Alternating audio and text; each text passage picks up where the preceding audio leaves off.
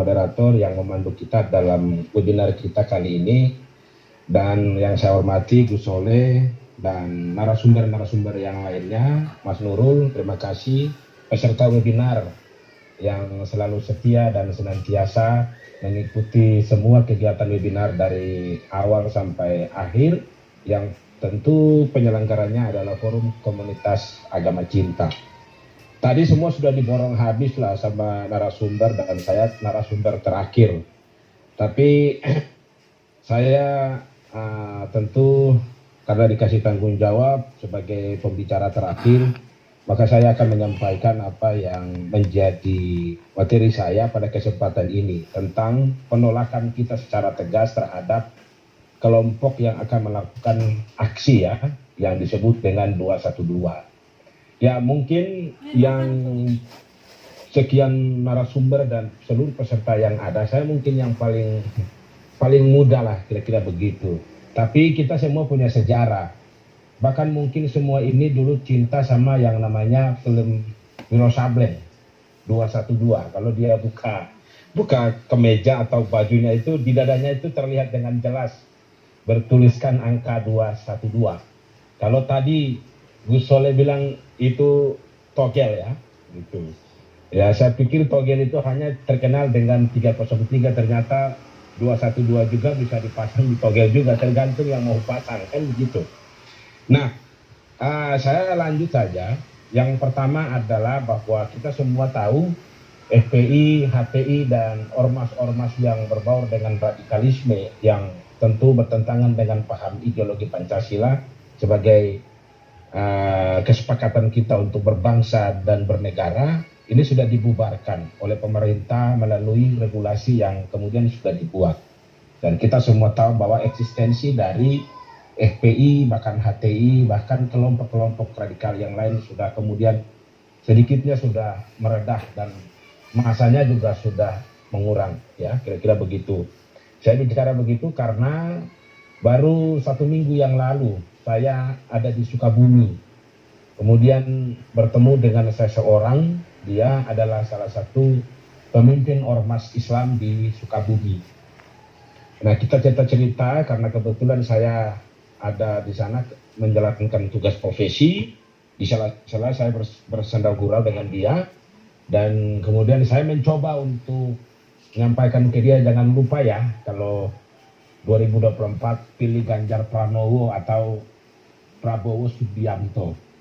Dan dia angkat jempol buat saya, dan dia dengan tegas menolak Anies Baswedan sebagai calon presiden di 2024, tentu dengan keluh kesahnya masih sama ternyata dengan kita hari ini yang sepaham dengan Pancasila, ya, bahwa dia kesal dengan Anies Baswedan.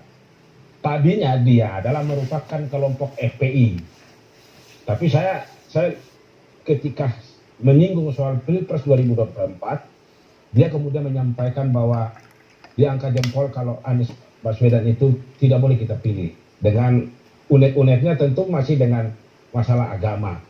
Nah, berarti apa yang kita lakukan hari ini sebagai salah satu elemen Forum Komunitas Agama Cinta, saya kemudian menyadari itu bahwa ini justru secara perlahan-lahan dia berdampak kepada masyarakat, bahwa pentingnya kita berbangsa dan bernegara itu sesuai dengan Pancasila. Tidak perlu yang seperti dilakukan oleh kelompok 212. Nah, ini saya mau sampaikan bahwa kalau kita terus berdiskusi tanpa eksekusi, ini juga merupakan sesuatu yang jadi tanda tanya juga bagi kita. Apa hasilnya dari kita diskusi? Apa hasilnya dari kita webinar? Kalau kemudian diskusi webinar, tetapi tidak ada eksekusi, bagi saya juga nonsen, tidak ada manfaatnya.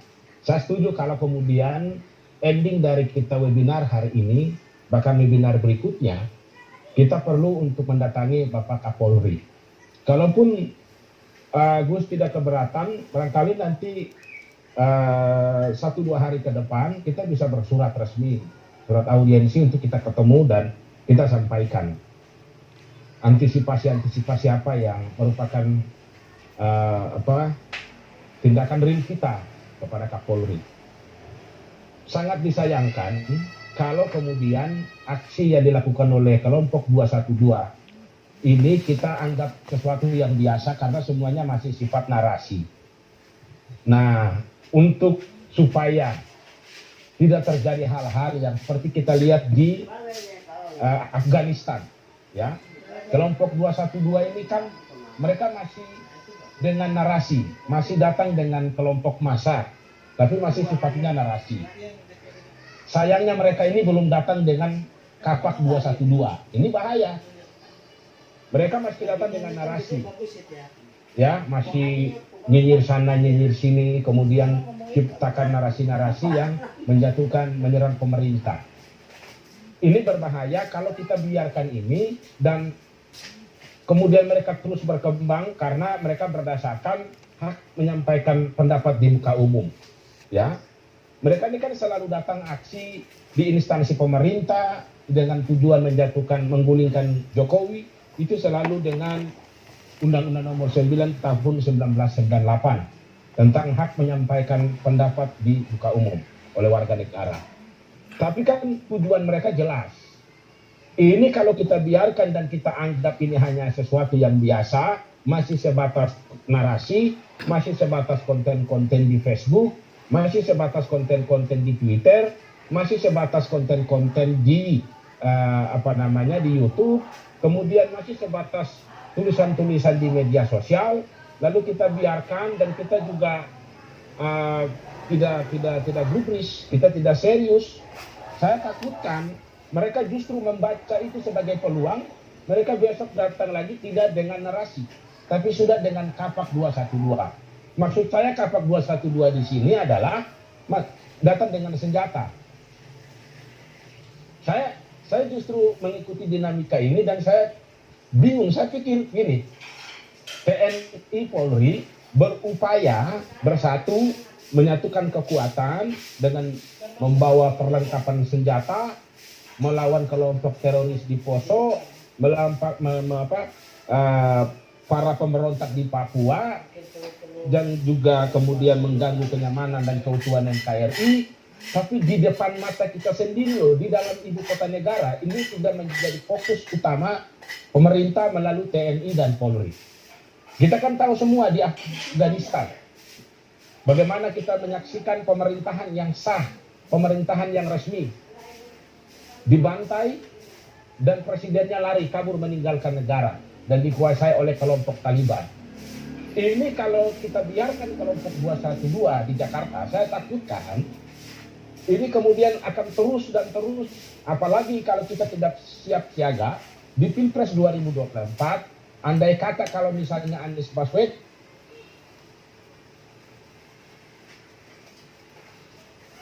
mohon maaf suaranya menghilang ini Bu Freddy.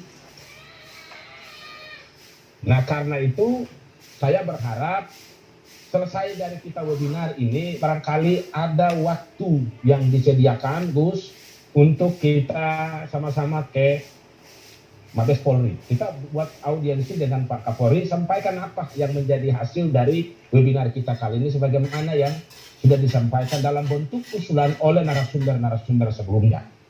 Itu yang pertama Gus. Yang kedua, saya juga mau sampaikan bahwa apa yang dilakukan oleh kelompok 212 ini kan mereka datang atas nama kelompok mereka 212. Ini dipertanyakan 212 ini apa maksudnya? Seperti yang dikatakan tadi bahwa mereka rehuni, orang rehuni ini kan temu kangen. Ya kan, pernah kita sama-sama dalam satu komunitas atau pernah sama-sama dalam sebuah kelompok yang sudah sekian tahun tidak berjumpa dan dilakukanlah yang namanya rehuni. Kalau rehuni dengan cara seperti yang mereka mau lakukan menggulingkan Presiden Jokowi, ini juga menurut saya sebaiknya kita desak pihak kepolisian melalui Kapolri untuk tindak tegas mereka. Itu makar, itu jelas menurut saya. Itu makar. Nah, tinggal dari kita berani apa enggak gitu. Ya sampai hari ini contoh lah ya, kita sudah berani dengan mencoba untuk mengusulkan kepada Jokowi melakukan reshuffle terhadap beberapa orang yang menurut kita sudah tidak pantas lagi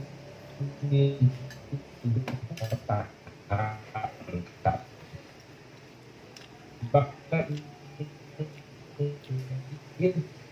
hari ini kita masih lihat mereka datang hanya dengan narasi-narasi dengan kelompok massa. Mungkin 2-3 tahun lagi kalau memang apa dari hasil perjuangan mereka tidak berhasil, mereka datang tidak lagi dengan cara baik-baik, tidak hanya datang dengan berkata-kata yang menurut kita itu tidak etis, tidak sopan, tidak bermoral. Bisa saja nanti berikutnya mereka sudah datang dengan senjata. Ya, kita bisa lihat ini kan semua dimobilisasi, dilakukan gerakan-gerakan sosialisasi ke bawah. Saya kasih contoh saudara-saudara, di grup kami, di grup Maluku, ini kan kami tergabung baik Nasrani maupun Muslim, Hindu dan Buddha, Katolik dan sebagainya.